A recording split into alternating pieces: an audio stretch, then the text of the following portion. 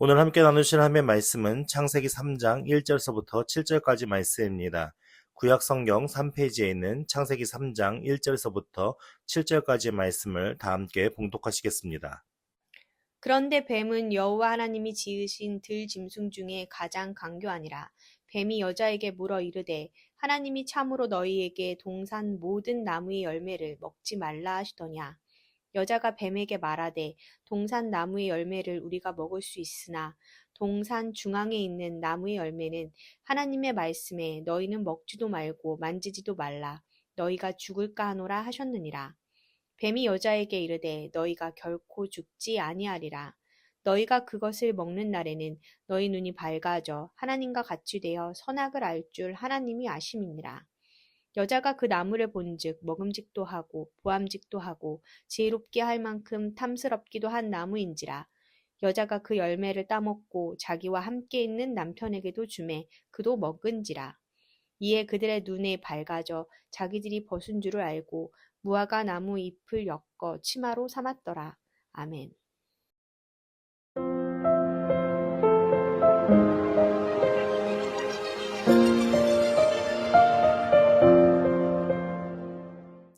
저희는 지난주에 이제 2장의 마지막 단락의 말씀을 살펴보면서 돕는 배필, 하나님께서 아담에게 돕는 배필로 하와를 주셨다라는 말씀을 살펴보았습니다. 아담에게 그냥 갑자기 하와를 딱 만들어서 주신 것이 아니라 어떻게 하셨다고요? 하나님께서 아담이 혼자 있는 것이 좋지 않아서 그 아담에게 하와를 주시고자 결심하신 이후에 바로 그냥 하와를 만들어서 아담 곁에 두신 것이 아니라 어떻게 하셨어요? 각종 동물들을, 들짐승들을, 새들을 그 아담 앞에 나오게 하죠. 그럼 아담이 그 자신 앞에 나오는 동물들의 무엇이요? 이름을 지어줍니다. 이름을 지어준다는 것은 뭐냐면 자신에게 다가오는 그 동물들의 속성과 특성과 본질이 무엇인지를 명확하게 꿰뚫어 보고 그에게 이름을 붙여주는 겁니다. 그런 일이 있은 이후에 아담이 어떻게 해요? 왜 나는 혼자일까라는 생각을 하게 되었고 그 아담의 그 생각을 통하여서 하나님께서 하와를 만드셔서 이제 그 하와를 아담의 돕는 배필로 그렇게 하나님께서 허락하신 말씀을 살펴보았습니다. 그 하와를 만났을 때에 아담의 갈비뼈를 취하여 그 하와를 하나님이 그 아담에게 허락하셨을 때에 아담이 하와를 보고 뭐라고 말씀하죠? 뭐라고 이야기합니까? 이는 내 뼈 중에 뼈요 살 중에 살이다. 이 표현이 되게 아름다운 시 같잖아요. 근데 이 의미가 뭐라고요? 너가 나고 내가 너다. 그러니까 나와 본질적으로 동일한 존재이다 라는 것을 말씀하고 있는 겁니다. 그러니까 아담과 하와가 처음에 벌거벗었으나 부끄러워했습니까? 안 했습니까? 안 했어요. 내가 내 벗은 몸을 보고 부끄러워하는 사람은 없잖아요. 그러니까 같은 본질과 특성을 가진 존재이기 때문에 그 나라는 의식을 가지고 하와를 대했기 때문에 부끄러워하지 않았다라는 것을 살펴보았습니다. 이제 3장으로 넘어와서 이제 뱀이 등장을 하기 시작하는데 우리가 3장에 앞서서 먼저 한 가지 좀 생각해 봐야 할 부분은 뭐냐면 지금 이 창세기를 듣는 사람들이 누구냐 이거예요. 모세는 왜 창세기를 썼을까요? 왜 창세기를 썼죠? 모세는 창세기를 언제 썼다고 말씀드렸죠? 네, 출애굽하고 나서 시내 산에 머무를 동안이나 아니면 이제 출애굽 여정 속에 창세기를 기록했을 거라고 추정이 되어집니다. 그 이야기는 무엇이냐면 얼마 전까지 애굽의 문화에 익숙해져 있던 그들에게 하나님이 어떤 분이신지를 알려주기 위해 창세기가 기록된 거예요. 그래서 하나님께서 천지 만물을 창조하시고 또 사람을 창조하셨다라고 하면서 모든 인류의 모든 세상의 기원이 하나님이라는 신으로부터 시작되어졌다라는 걸 지금 설명하고 있는 거거든요. 근데 그들에게 지금 무엇을 설명하면 그 인류가 하나님 앞에 어떻게 범죄했는가에 대한 첫 번째 사건을 설명하는 과정 속에 어떤 동물이 나오는 겁니까? 뱀이 나와요. 그러면 이들에게 뱀은 어떤 존재일까라는 것을 우리가 생각해 봐야 되거든요. 이스라엘 사람들이 얼마 전까지 애굽의 문화에 속해 있잖아요. 그 문명과 문화 속에서 애굽의 그 문명과 문화 속에서의 뱀은 어떤 존재이냐라는 것을 우리가 생각해 봐야 되는 것이죠. 애굽의 문화 속에서 뱀은 어떤 존재였습니까? 자, 여러분 많이 보시는 장면을 하나 보여드릴게요. 많이 보셨을 거예요. 이게 누구죠? 이게 투탕카멘의 가면이에요. 그러니까 이 모습이 뭐냐면 애굽의 왕을 우리가 바로라고 성경은 바로라고 표현하지만 우리가 일반적으로 파라오라고 이야기를 하잖아요. 파라오는 이렇게 머리에 왕관을 썼어요. 근데 그 왕관 가운데에 무엇이냐면 코브라 2마리가 있어요. 뱀이에요, 가운데. 뱀. 그러니까 이것이 무엇이냐면 우라에오스라는 단어라고 불려지거든요. 우라에오스. 근데 이거는 고대 이집트에서 왕권과 통치권과 신성 등을 상징했던 코브라 모양의 한 양식이에요. 그 형상을 이제 바로 왕의 왕관의 이마에 그 코브라 형상을 넣었던 것이죠. 그래서 이 코브라 모양으로 양식화된 것이 고대 이집트의 왕권을 상징했고, 우라에오스의 원은 이집트어로 일어서는 코브라라는 의미를 담고 있어요.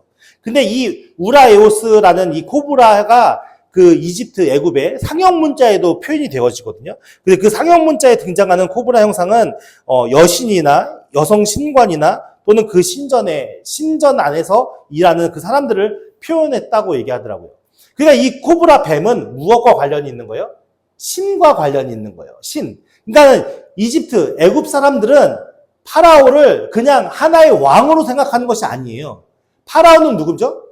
왕의 아들이에요. 그러니까 신의 아들이에요. 신의 아들. 그러니까 파라오 자신도 신인 거죠. 그 신의 왕관에 지금 무엇이 그려져 있어요? 뱀이 그려져 있어요. 그러니까 뱀도 그들의 의식 속에는 어떤 존재예요? 신인 거죠. 그러니까 이 뱀이 등장하는 이 배경이 왜 있는지를 우리가 이해할 수 있는 거죠. 하나님이 우리의 모든 인생의 주인이 되신 그 하나님. 근데 이집트의 문명 속에는 그들의 모든 권력의 끝에 누가 있는 거예요? 코브라, 신인 뱀이 있는 거예요. 그러니까 그 뱀이 하나님 앞에 어떤 존재인지에 대해서 이제 이 타락의 글을 통해서 그들에게 가르쳐주고 있다고 우리가 볼 수 있는 것이죠. 근데 재밌는 것은 오늘날 의사들이 쓰는 의사들의 그 모임의 로고들이 거의 대부분 뱀이 들어가 있어요. 우리 WHO가 뭐죠? 국제보건기구잖아요. WHO 로고를 한번 보실까요? 보이십니까? WHO 로고가 이렇게 됐고요. 우리 대한의사협회 있죠? 대한의사협회 로고도 이렇게 되어 있어요. 가운데 뱀이 있죠. 근데 여기는 왜 이렇게 표현이 되어 있을까요? 이 세계보건기구나 의 마크는 이 뱀이 들어간 WHO나 대한의사협회나 그 로고에 뱀이 들어가 있는데 이 뱀은 이집트의 그 신의 뱀과 의미가 좀 달라요. 여기서 나오는 뱀의 모습은 어떤 의미를 담고 있냐? 오늘날 우리는 그리스 로마 신화에 의술의 신이 있어요. 그 의술의 신을 아스클레오피스라고 얘기하는데 이것이 지팡이에 뱀이 감긴 형상으로 되어 있어요. 그래서 그 뱀이 허물을 벗어 재생하는 힘과 독을 약으로 바꾸는 치유 능력을 상징하고요. 지팡이는 옛 의사에 들렸던 치료 막대를 상징하는 거예요. 그래서 이렇게 요즘에 의료기관의 로고에 이렇게 뱀 모양이 있거든요. 그것은 그리스 로마의 신화에 나오는 의술의 신의 그 이미지를 따서 이렇게 만드는 거예요. 그러니까 오늘날 우리에게도 뱀은 그렇게 아주 사악하고 나쁜 인식보다는 그렇게 뭐랄까요? 좋은 의미로서 다가올 수 있겠죠. 그러니까 처음에 우리가 창세기에 나오는 3장 1절에 나오는 그런데 뱀은 여호와 하나님이 지으신 들짐승 중에 가장 간교하니라 라는 이 메시지의 말씀을 읽는 사람들, 처음에 이 창세기 3장의 말씀을 읽는 사람들에게 뱀은요, 처음부터 사단으로 보일까요? 전혀 그렇지 않았을 거예요. 전혀 그렇지 않다고요. 우리가 처음에 창세기를 볼 때 우리가 믿음이 쌓이고 성경에 대해서 많이 이제 좀 알게 되어지고 하나님에 대한 경험이나 어떤 일들에 대해서 우리가 누적된 정보를 통해서 뱀을 상징했을 때 뱀에 대한 이 창세기에 나오는 첫 타락의 사건을 대할 때 사단이 그 배후에서 작용했을 것이다 라고 우리가 이해를 하지만 처음에 성경을 대하는 모든 사람들은 뱀 뒤에 있는 사단이 보여진 게 아니라 뱀에게 집중되어 있는 의식을 가지고 있을 거예요. 그러니까 그렇게 생각한다면 그런데 뱀은 여호와 하나님이 지으신 들짐승 중에 간교하다라는 표현이 우리에게 다가오는 이미지는 되게 어떻게 보면 사악하고 안 좋은 이미지로 다가오지만 여기 사실은 간교하다라는 이 말은 엄청 지혜롭다는 긍정적인 의미를 담고 있는 거예요. 그래서 사실은 성경에 뱀에 대한 표현이 여러 가지 많은 표현들이 나오는데 그 중에서 이 창세기 3장 1절 말씀에 간교하니라라는 이 표현은 사실은 긍정적인 표현이에요. 지혜로운 긍정적인 표현. 근데 이 뱀이 지금 어떤 일을 하기 시작하냐면 뱀이 여자에게 물어 이르되 하나님이 참으로 너희에게 동산 모든 나무의 열매를 먹지 말라 하시더냐라고 질문을 합니다. 이 질문의 핵심은 무엇입니까? 하와에게 하나님의 말씀이 무엇인지를 확인하고자 하는 의도에서 이런 질문이 이루어진 겁니까? 아니요. 하나님께서 하와에게 하신 질문이 잘못됐다는 의혹을 집어넣는 질문으로 시작되는 겁니다. 그러니까 하나님께서 아담과 하와에게 주신 말씀은 창세기 2장 16절 17절 말씀에 여호와 하나님이 그 사람에게 명하여 이르되 동산 각종 나무의 열매는 내가 임의로 먹되 선악을 알게 하는 나무의 열매는 먹지 말라. 내가 먹는 날에는 어떻게 된다고요? 반드시 죽으리라. 이게 하나님의 말씀이었어요. 근데 그 말씀이 하나님의 말씀이 아담에게 전달되는 것을 이 뱀이 알았고 그 하나님의 말씀을 의혹을 갖게 만들게 하기 위해서 지금 뱀이 여자에게 물어서 질문을 하는데 그 질문의 요지는 하나님의 말씀이 무엇이냐라는 것을 알기 위한 질문이 아니라 그 하나님의 말씀이 꼭 그런 것 같아? 라는 의혹을 집어넣는 질문을 던진다고요. 그건 뭐냐면 말씀을 있는 그대로 하와가 받아들여서 그것을 그대로 얘기하면 문제가 되지 않는데 그 다음에 보십시오. 2절 말씀에 하와가 뭐라 되냐면 여자가 뱀에게 말하되 동산 나무의 열매는 우리가 먹을 수 있으나 동산 중앙에 있는 나무의 열매는 하나님의 말씀에 너희는 먹지도 말고 만지도 말라 너희가 죽을까 하노라 하셨느니라.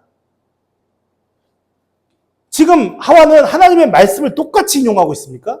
아니요. 자신의 생각을 집어넣어서 변형시켜서 지금 대답을 하고 있어요. 그러니까는 이 뱀이 사단이라고 생각했을 때 이 사단이 하와의 그 마음속에 하나님의 말씀에 대한 의구심이나 의혹을 집어넣는 순간 하와가 그것을 받아들이는 과정 속에서 하나님의 말씀이 어떻게 된다는 걸 알 수 있어요? 왜곡되고 변형됐다는 걸 알 수 있는 것이죠. 사실은 명확하게 뭐라고 말해야 정상적인 겁니까? 이 말씀 그대로 동산 나무의 모든 나무의 열매는 우리가 먹을 수 있대.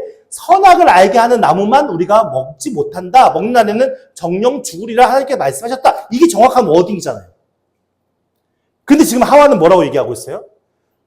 예, 동산 중앙에 있는 나무 열매예요. 동산 중앙에 있는 무슨 나무가 있죠? 선악을 알게 하는 나무도 있고 생명나무도 있었어요. 그러니까 둘 중에 뭐가 맞는지를 정확하게 얘기하지 않아요. 뭘 먹지 말라고 했는지 정확하게 말하지 않아요. 그러니까 이 의혹이 들어온 이 사건을 통해서 하와 자체 안에서 무엇이 일어났다는 걸 알 수 있어요? 그 말씀에 대한 신뢰가 아닌 의혹이, 변형이 일어났다는 것을 알 수 있는 것이죠. 그러니까 우리가 말씀의 초점이 어디에 있는지를 명확하게 이해하고 그것에 대한 신뢰가 없다면 약간의 미혹이 우리에게 다가왔을 때 우리는 그 말씀이 진짜 믿어지는 말씀이 아니라 얼마든지 그 안에서 우리가 갖는 의혹과 믿지 않는 그런 마음들로 변형되고 바뀌어질 수 있다는 것을 우리가 이 사실을 통해서 알 수 있는 것이죠. 그러면서 뱀이 4절 말씀에 뱀이 여자에게 이르되 뭐라고 얘기해요? 뱀의 의도가 얘기하죠. 너희가 결코 죽지 아니하리라. 그러니까 여기서 뱀이 하와에게 이야기를 건 본심이 나타나기 시작해요. 뭐라고 얘기해요? 죽지 않는다. 그러니까 뱀은 지금 뭘 하기를 원하는 거예요? 아담과 하와가 그 선악과를 따먹기를 원하는 거죠. 그래서 그들이 하나님 앞에서 그 말씀을 지키지 못하게 하는 게 목적인 거예요. 그러니까 이 뱀이 결국 어떤 존재라는 걸 알 수 있어요? 하나님에게 대적하는 존재라는 걸 알 수 있겠죠. 그러니까는 이 말씀을 통해서 이스라엘 백성들이 무엇을 알아야 되냐? 그들이 지금까지의 삶의 문명과 문화 속에서 그들이 신뢰했던 신은 지금 이스라엘을 이끄시는 그 신에 대적하는 신이라는 걸 알 수 있는 거예요. 오늘날 우리가 살아가는 이 세상의 삶의 가치에 중요하게 생각하고 우리가 의지했던 것은 결국 하나님 앞에 대적하는 존재라는 걸 알 수 있는 거예요. 그 뜻을 이루기 위한 존재가 아니라 반대의 개념으로 그 하나님의 말씀과 그 뜻에 대적하는 개념이라는 걸 우리가 알 수 있는 것이죠. 그래서 그 결과가 어떻게 되는지가 쭉 설명이 되어지는데 그래서 뱀이 뭐라고 의도를 밝히냐면 하나님이 거짓말하는 거야. 하나님이 진짜 너희들을 구해줄 것 같아? 너희에게 진짜 영원한 안식과 평강을 줄 것 같아? 아니야. 그게 아니라고 하면서 그 하나님의 창조물이었던 아담과 하와에게 하나님에 대한 말씀의 의혹과 미혹을 계속 집어 던지는 그런 과정 속에 있는 것이고, 그러면서 5절 말씀에 뭐라고 말씀합니까? 너희가 그것을 먹는 날에는 너희 눈이 밝아져 하나님같이 되어 선악을 알 줄을 하나님이 아십니다 라고 선언하고 있습니다. 그러니까는 이 말씀의 의도는 무엇입니까? 하나님이 너희의 주인이시고 너희 이 세상의 모든 창조주의 주인이신 상황인데, 그 속에서 너희들은 청지기로서 그 하나님이 만들어둔 자연 만물을 잘 다스리는 역할을 하는 거야. 그렇게 하나님은 너희를 만드셨어라는 것이, 우리를 만드셨다라는 것이 아담과 하와의 여태까지 가지고 있던 인지 상황이었는데, 이 뱀의 미혹을 통해서 결국 무엇입니까? 하나님이 하나님처럼 너희들이 뛰어난 존재가 될까봐 너희들에게 그 선악과를 먹지 말라고 한 거야 라고 그들의 마음을 부추기기 시작한 거죠. 무엇이요? 하나님의 불신으로. 이해가 되어지십니까? 이것으로 말미암아 어떤 일이 벌어지냐면요, 6절 말씀에 그 여자가 나무를 보는 관점이 달라져요. 처음에는 선악과를 볼 때 어떤 마음일까요? 하나님의 말씀을 어기면 안 되지. 저 나무는 절대 피해야 되는 나무야. 가까이 가서도 안 돼. 라고 생각했겠죠. 왜냐하면 하나님 말씀이 그 안에 있었으니까. 근데 사단이 집어넣은 그 시선의 변화, 그러니까 그 속에 든 의욕과 미혹이 그 마음의 시선이 달라지게 만들었어요.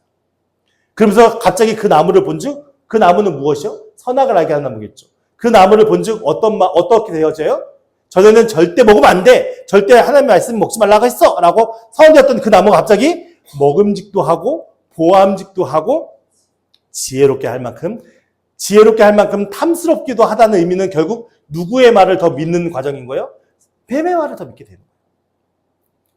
그 사실은 우리의 관점이 세상 속에 있었던 많은 여러 가지 가치관들이 우리 안에 들어올 때에 우리 안에 하나님의 말씀으로 이겨낼 수 있는 힘이 있어야 되는데, 실상 있습니까? 없습니까? 없는 거죠. 그러니까 그런 관점들이 우리에게 막 도전적으로 들어왔을 때 우리는 어떻게 해요? 미혹될 수밖에 없는 거예요. 그래서 어떻게 해요? 전에는 하나님이 하지 말라고 했는지 안 해야 되는데, 근데 점점 세상의 미혹들이 우리에게 들어오면 들어올수록 어떻게 되어집니까? 네, 혼란이 일어나기 시작하죠. 헷갈리기 시작합니다. 그리고 마치 세상의 그 유혹이 맞는 것처럼 우리 안에 착각이 일어납니다. 되게 재미있는 건 뭐냐면요, 아이들은요 되게 단순하잖아요. 이야기할 정도로 믿거든요. 근데 아이들이 점점 성장하면서 어떻게 할까요? 네, 안 믿어져요. 예전에 믿었던 것처럼 그렇게 순수하게 믿지 못해요. 그 이유가 무엇일까요? 근데 살아가면서 세상의 가치를 계속 배우게 되잖아요. 그 과정 속에서 어떻게 해요? 옛날에는 하나님만을 믿었는데 점점 무엇을 믿기 시작해요? 내가 가진 세상의 지혜, 지식, 능력, 힘, 권력, 돈, 사랑, 이런 것을 의지하게 되죠. 그러면서 어느 순간 그들의 마음속에 무엇이 사라져요? 하나님의 말씀은 온데간데 없이 사라지는 거죠. 그 다음에 더 재미있는 말씀인데요. 여러분들, 선악과를 따먹었을 때 하와만 따먹었다고 생각하시잖아요. 하와만 있었습니까? 선악과를 따먹는 현장에 하와만 있었습니까? 앞절을 우리가 잠깐 돌아보면요. 자, 보세요. 뱀이 여자에게 물어 이르죠. 그러면은 뭐라고 얘기해야 돼요? 여자야, 하나님께서 동산 나무의 열매를 다 먹지 말라 했냐? 이렇게 물어봐야지 정상이잖아요. 근데 뭐라고 물어봐요? 너희 중에라고요. 너희 중에, 복수로 쓰거든요. 그리고요, 너희가 만지지도 말고 먹지도 말고 만지지도 말라. 너희가 죽을 거 하노라. 계속 어떤 정서로 써요? 복수형으로 쓰고 있어요. 너희가 결코 죽지 아니하리라. 너희 눈이 밝아져 하나님같이 될 것이다. 계속 뱀은 지금 누구에게 얘기하는 거예요? 하와에게만 얘기하는 게 아니라 하와와 같이 있는 아담에게도 얘기하고 있는 거예요. 근데 되게 재밌는 거는 아담이 거기에서 어떻게 반응해야 정상적인 거예요? 아니다! 라고 얘기하는 게 정상적인 거죠. 근데 아담도 어떻게 해요? 여자와 똑같이 동조하고 있었던 거예요. 그러니까는 최초의 죄는 하와만 졌기 때문에 남자가 여자보다 위에 있다, 이런 말은 절대 맞지 않는 말이에요. 최초의 범죄 사건 속에는 하와만 있었던 게 아니라 아담이 같이 있었어요. 그래서 여자가 그 열매를 따서 먹고 먹자마자 누구에게요? 바로 그 얘기를 같이 듣고 있던 아담에게도 준 거예요. 그때 그 아담이 어떻게 해요? 똑같이 하와와 같은 마음으로 그것을 먹고 범죄하게 된 거죠. 어떻게 보면 아담이 더 나쁜 놈이라고 볼 수도 있죠. 왜 이런 사건이 벌어졌을까요? 왜 이런 일들이 이루어졌을까요? 왜 하와와 아담이 뱀의 꾀임에 넘어갈 수밖에 없었을까요? 그 당시에는 하나님께서 에덴 동산을 만들어 놓으시고 그 에덴 동산 안에 아담과 하와를 두시면서 그 아담과 하와로 모든 것을 다 다스리게 하시잖아요. 근데 뱀이라는 존재가 하와를 꼬드겼을 때 아담과 하와는 그냥 무방비 상태로 넘어가죠. 많은 신학자들의 어떤 의견들이나 견해들이 있고 많은 목사님들의 설교 속에서 사단이 우리를 미혹할 때 우리는 넘어질 수밖에 없다라고 얘기를 하시는데 제가 여러 가지 많은 책들과 목사님들의 설교를 다 들어봤는데 그래도 가장 납득이 되는 어떤 설명이 이와 같더라고요. 어떤 얘기냐면 하나님께서는 아담을 지으시고 하와를 지으셨을 때 그들에게 하나님에 대한 모든 정보를 넣어주셨을까요? 아니셨을 거예요. 그러니까 하나님의 하시는 일들을 보면 아담에게 하와를 줄 때도 마찬가지인데 어떻게 해주시죠? 그 아담에게 너 하와 필요해. 그러니까 하와 받아. 이렇게 주시는 것이 아니라 하와가 왜 필요한지를 직접 느끼게 하시고 그것을 통해서 하와를 주셔서 그 아담과 하와가 함께 협력하게 하시는 거잖아요. 이런 일련의 과정들을 볼 때 하나님께서는 에덴 동산에 아담과 하와를 그 동산을 통치하고 다스릴 수 있는 권한을 주셨지만 그 권한이 그냥 줬으니까 네가 막 해 이런 게 아니라 그것을 설득해 나가시고 그것을 가르치시면서 하나님과의 신뢰 관계를 쌓아 나가는 일들을 만드셨을 거예요. 그래서 우리가 지난주에 좋지 아니하니라는 말의 표현이 어떤 의미라고요? 나쁜 표현이 아니라 그것이 완성되어지는 과정 속에 이루어지는 하나의 작은 표현이라는 것을 말씀드렸죠. 그러니까 여기에서 우리가 이해할 수 있는 부분은 무엇이냐면 아담과 하와가 하나님의 말씀에 대한 절대적인 신뢰관계가 온전히 쌓이지 않았을 것이다 라고 추정되어지는 거죠. 이것을 어떤 분이 뭐라고 설명했냐면 타이밍의 문제라고 설명했어요. 타이밍의 문제. 예를 들자면 이런 겁니다. 여러분들 운전이 있죠. 운전이 나쁩니까? 유익한 겁니까? 운전은 유익한 겁니다. 그렇죠? 우리가 운전을 통해서 신속하게 물건을 나를 수도 있고 신속하게 어딘가를 빠르게 이동할 수도 있잖아요. 운전은 사실 나쁜 것이 아닙니다. 근데 만약에 그 운전이 미성년자나 운전을 배우지 않은 아이들이 운전한다고 생각해 보십시오. 그러면 그 운전은 나쁜 겁니까? 좋은 겁니까? 나쁜 게 되죠. 왜냐하면 그 운전으로 인하여 어떤 일이 벌어질지 모르기 때문에. 그것에 대해서 능숙하지 않고 미숙하기 때문에. 그러니까 지금 이 하와가 뱀에게 이렇게 꾀임을 받을 수밖에 없는 것은 하나님의 그 통치하심과 인도하심 가운데 그들이 하나님의 에덴 동산에서 사역하고 있는데 그 하나님과의 신뢰 관계를 배워가는 과정 속에서 그것이 아주 두터운 신뢰를 이루지 못하는 그 상황 속에 뱀이 그들에게 유혹과 미혹의 마음을 던져줬을 때 그것이 그 신뢰를 무너뜨리고 그들에게 다른 시선을 갖게 해서 결국 그들이 범죄할 수밖에 없는 그런 환경에 놓일 수밖에 없다는 설명이 저는 가장 납득이 되더라고요. 여러분들은 어떻습니까?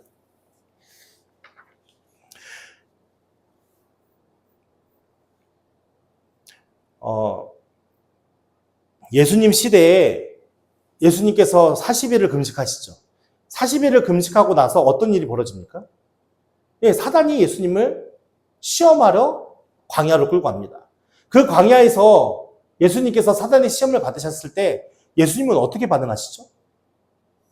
네, 말씀으로 그 사단을 물리칩니다. 아담은 그 하나님의 말씀을 받았음에도 불구하고 사단이 주는 미혹에 그 말씀의 신뢰가 흔들렸죠. 근데 둘째 아담이신 예수님은 하나님께서 사단이 그 예수님을 흔들 때에 예수님 안에는 무엇이 있었습니까? 말씀의 확신이 있었잖아요. 그 말씀의 확신이 자신의 중심을 잡을 수 있는 아주 중요한 기준이 되어진 겁니다. 오늘날 이 시대가 어떻게 보면 진리 전쟁이나 마찬가지입니다. 사실은요, 포스트 모더니즘 시대라는 이것이 무엇을 얘기하면요, 무엇이 기준이고 무엇이 진리인지를 다 무너뜨리는 시대가 되었습니다. 그래서 많은 지성인들에게 다가온 도전이 무엇이냐면, 야, 불교 어때? 천주교 어때? 이슬람교 어때? 어떤 종교든 어때? 우리가 그거 모여서 다 얘기하다면 결국 신은 하나야. 그러니까 그 신에게 이르는 길이 다양하게 가는 게 뭐가 어때? 라고 설명하는 겁니다. 이성적으로는 아주 훌륭하고 아주 좋은 이야기죠. 근데 성경은 그렇게 얘기하고 있습니까? 하나님의 말씀은 절대 그렇게 얘기하지 않습니다. 그래서 우리가 그 진리에 대해서 도전해오는 모든 것들은 우리가 어떻게 되는 거죠? 배타적일 수밖에 없는 겁니다. 수용할 건 수용하고 우리의 진리가 무너지는 모든 것들은 배타적일 수밖에 없는 게 오늘 우리의 관점이고 우리가 가져야 할 마음인 것입니다. 근데 오늘날 우리가 이단들도요. 정말 모든 이단이 뭐냐면은 끝이 다른 거잖아요. 이단이라는 단어의 의미가. 그러니까 마치 하나님을 잘 섬기는 것처럼 예수님을 잘 섬기는 것처럼 얘기하지만 그렇게 가르치면서 결국 끝에는 어떻게 돌아가요? 네, 자신들의 삶을 신격화해서요. 교주를 신격화해서 그 교주를 섬기게 만드는 게 이단입니다. 그러니까 오늘날 우리가 사실은요. 말씀이 우리에게 확신과 신뢰로 서지 않으면 우리도 어떻게 될까요? 넘어질 수밖에, 쓰러질 수밖에 없는 거예요. 많은 사람들이 오늘날 믿음으로 살아가려고 기독교 안에서 예배하고 찬양하고 경배하지만 그것이 또 다른 부적과 어떻게 보면 또 다른 의미로 우상화되는 경우가 많이 있습니다. 실질적으로 우리가 출애굽 시대에 민수기 21장에 보면 불뱀 사건이 나오잖아요. 불뱀 사건은 이스라엘 백성들이 광야 생활을 하면서 하나님 앞에 계속 불만불평을 토로하니까 하나님께서 그들을 심판하시기 위해서 불뱀을 보내시거든요. 근데 그 불뱀을 보내셨을 때 이제 이스라엘 백성들이 사람들이 막 불뱀에 물려서 죽어나가니까 하나님 앞에 자신들이 잘못했다고 회개 기도를 합니다. 그 회개 기도를 하나님께서 들으시거든요. 근데 그 회개 기도를 들으신 하나님께서 모세에게 뭐라고 명령하신 줄 아십니까? 뭐라고 명령하십니까? 불뱀을 만들라라고 얘기합니다. 근데 모세가 불뱀을 만들 능력이 있습니까? 근데 모세는 또 재미있게 불뱀을 만들라는 명령에 놋뱀을 만듭니다. 그리고 그 놋뱀을 장대에 달아가지고 그 놋뱀을 보는 자마다 구원을 받을 것이라는 은혜를 통해서 이스라엘 백성들이 구원을 받습니다. 그러면 실상 이 놋뱀 사건의 의미는 이스라엘 백성들이 무엇을 깨달아 알아야 하는 겁니까? 하나님을 불신하며 불만불평하는 것이 진짜가 아니라 하나님께서 그들을 보호하실 것이라는 믿음을 갖는 게 중요한 거예요. 그러니까 이 불뱀 사건의 시작은 하나님에 대한 불신으로부터 시작된 건이거든요. 근데 이 일이요, 히스기야 시대에 성전 개혁을 이루었는데 어떤 일이 벌어지냐면, 히스기야 시대에 성경 개혁이 일어날 때, 잠깐만요.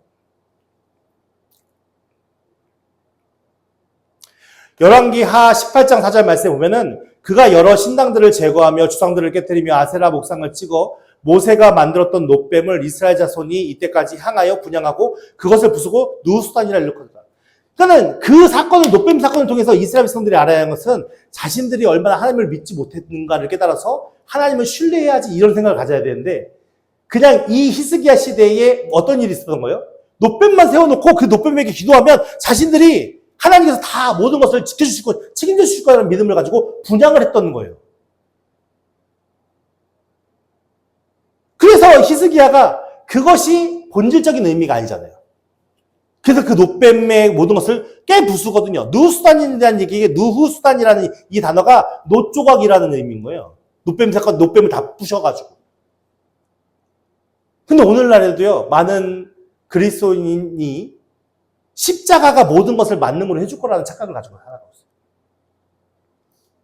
그 십자가만 있으면 다 지켜지겠거니. 십자가가 있으면. 사실 십자가는 어떤 의미를 담고 있습니까?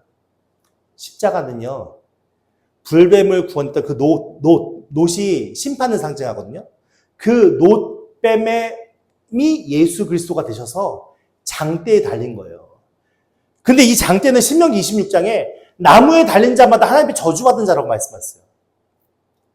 그 하나님의 저주 아래, 하나님의 심판 아래 그 나무에 달려 죽으신 이가 예수님이세요. 누구 때문에? 우리의 죄를. 이스라엘 백성들의 그 죄를 대신하기 위해서 놋뱀을 만들어 장대에 매달았던 그 과정의 일들을 보여주면서 결국 뭐예요? 이스라엘 백성으로 하여금 하나님을 믿지 못하고 신뢰하지 못한 그 죄악된 것들을 하나님께서 해결하시기 위해서 이 땅에 친히 자신의 아들 예수 그리스도를 보내주시고 그 예수 그리스도가 하나님의 저주받아서 심판받아서 그 십자가에 달려 죽으신 것이 오늘 우리의 구원의 길을 열어준 하나님의 은혜의 일들이란 말이에요.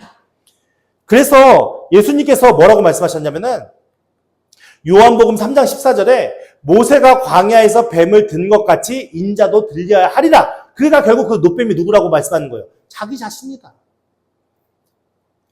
그래서 유대인들의 의식 속에서는요, 무엇이냐면요, 나무에 달린 자는 어떤 자예요? 하나님의 저주받은 자잖아요. 근데 그 저주받은 자가 어떻게 메시아가 될 수 있겠어요? 사실 예수님을 받아들이는 게 쉽지 않은 거예요. 그들의 문화와 사상 속에서는. 근데 그 일을 통해서 하나님께서는 복음이 증거되게 하셨고 이 복음이 오늘 우리에게 주어져서 우리에게 귀한 은혜로 하나님 나라 백성을 삼아주셨거든요. 근데 우리가 이전까지 어떤 가치를 가지고 살았습니까? 하나님의 말씀을 가지고 말씀을 기준으로 그 가치를 가지고 살았습니까? 그렇지 않아요. 우리는 세상의 문화를 기준으로 그 가치를 쫓아 살았던 사람들이에요. 근데 그들에게 하나님의 말씀이 주어졌다고 바로 순종하면 따를 수 있을까요? 그렇지 않아요. 무엇이 필요합니까? 하나님과의 신뢰 관계가 필요한 거예요. 그 신뢰 관계를 통해서 우리가 이 말씀이 어떻게 되어져야 돼요? 의심하고 미혹과 유혹이 들어와도 그 말씀을 진짜로 믿을 수 있는 믿음이 우리 안에 있어야 되는 거예요. 아담과 하와가 왜 실패했을까요? 당연히 그들은 실패하지 말았어야 할 존재인데 왜 실패해가지고 오늘 우리 세상이 이렇게 된 거야 라고 착각하시면 안 돼요. 우리가 똑같이 아담과 하와처럼 그렇게 하나님의 말씀을 믿지 못하여 범죄할 수 있다고요. 그래서 이 아담과 하와가 처음에 범죄한 이 사건이 오늘 우리에게 얼마나 중요한 의미를 담고 있는지 모릅니다. 우리에게 필요한 것은 말씀이 확신이 될 수 있는 하나님 관계의 신뢰가 필요한 것이고 그 신뢰가 회복되지, 그 신뢰가 우리 안에 가져지지 않는다면 우리는 얼마든지 유혹과 미혹에 넘어질 수밖에 없는 존재라는 것을 인식해야 되는 것이고 그래서 오늘 우리가 믿음 생활이 종교 생활로 끝나서는 안 되고 어떤 형식적인 의미에 끝나는 것이 아니라 진짜 하나님과의 연합이 우리 안에 이루어짐을 말씀을 통해 깨달아야 하는 것이죠. 보십시오. 요한 1서 2장 16절 말씀 이하에 보면 이는 세상에 있는 모든 것이 육신의 정욕과 안목의 정욕과 이생의 자랑이니 다 어디서부터 왔다고요? 아버지께로 온 것이 아니요 세상으로 온 것이다. 그러면서 이 정욕도 이 세상도 그 정욕도 어떻게 된다고요? 지나간다. 오직 하나님의 뜻을 행하는 자는 영원히 거하느니라. 오늘 우리가 살아가는 삶 속에 내가 내 배를 채우고 내 즐거움을 채우고 내 행복을 채우는 것도 중요하지만 그것은 누구에게로부터 온 거라고요? 세상으로부터 왔다고요. 중요한 건 뭡니까? 하나님의 말씀대로 행하는 자가 진정 이 세상에 가장 귀중하고 소중한 하나님의 백성이다라고 선언하고 있는 겁니다. 오늘 우리가 반드시 알아야 할 것은 우리 안에 말씀이 살아 숨쉬지 못한다면 우리는 이 세상 가운데 바르게 하나님의 은혜를 따라 살아갈 수 있는 존재가 될 수 없습니다. 그래서 오늘 이 시간에 우리가 이 말씀의 은혜를 깨달아서 간절히 하나님 앞에 사모해야 할 것은 하나님께서 진리의 말씀으로 내 마음에 빛을 비추는 그 시기에 그 말씀을 믿는 신뢰의 마음이 우리에게 주어지게 해달라고 기도하시기 바라고 그 말씀에 따라 순종함으로 하나님 앞에 열매 맺는 과정들이 우리 안에 켜켜이 쌓여 나갈 때에 그때에 그 말씀이 우리 안에 힘을 가져 진리와 생명의 말씀으로 우리 안에 역사할 수 있다는 믿음을 가져야 돼요. 그래서 우리가 단순히 하나님 앞에 기도하면 모든 게 해결돼 십자가만 있으면 모든 게 방어돼 이런 착각을 가지면 안 됩니다. 우리 모두 하나님 안에서 그 하나님의 진리의 말씀이 살아 숨쉬는 자들이 되어서 어떠한 유혹과 미혹에도 넘어지지 않고 진리와 생명이 되시는 그 말씀으로 우리의 삶을 세워나가는 은혜의 삶이 되기를 예수님으로 축원드립니다. 그래서 마지막에 7절 말씀에 이렇게 얘기합니다. 이에 그들의 눈이 어떻게 했다고요? 선악과를 따먹는 순간 어떻게 했어요? 그들의 눈이 밝아져 자기들이 벗은 줄 알고 무화과 나무 잎을 엮어 치마로 삼았더라. 범죄하기 전에는요. 너가 나고 나가 너야. 그러니까 우리는 하나라는 의미죠. 근데 딱 범죄한 순간 무엇이요? 그들의 눈이 밝아졌죠. 눈이 밝아졌다는 건 뭐예요? 선악이 무엇인지 알게 되는 거죠. 선은 무엇입니까? 하나님의 뜻에 순종하는 게 선이고 악은 무엇입니까? 그 뜻에 대항하는 게 악이잖아요. 그러니까 그들의 눈이 밝아져 선악이 무엇인지 알아졌으니까 그들이 이제 무엇이에요? 자신들이 하나님 앞에 심판받을 존재라는 게 인식이 되어졌고, 그 심판받을 존재라는 게 인식이 되어지니까 뭐예요? 책임이 중요한 거잖아요. 그 책임이 이제 딱 그들에게 주어지니까 무엇하기 시작합니까? 너랑 나랑 달라. 재밌는 거는 선악과를 알기 전까지는 우리는 하나야 라고 생각해서 아무런 부끄러움이 없었는데, 범죄한 딱 순간 너랑 나랑 달라. 그러면서 무엇이요? 다른 걸 보니까 그 다른 것이 서로 부끄러움이 된 것이죠. 그리고 우리가 다음 주에 살펴볼 말씀을 통해서 죄가 얼마나 많은 것들을 파생시키는지를 알 수 있는 것 아니겠습니까? 오늘 우리가 하나님의 말씀이 우리 안에 살아 숨쉬는 것이 얼마나 귀중한지 다시 한번 깊이 생각하면서 주님 앞에 서는 우리 모두가 되기를 예수 이름으로 축원드립니다. 함께 찬양하겠습니다.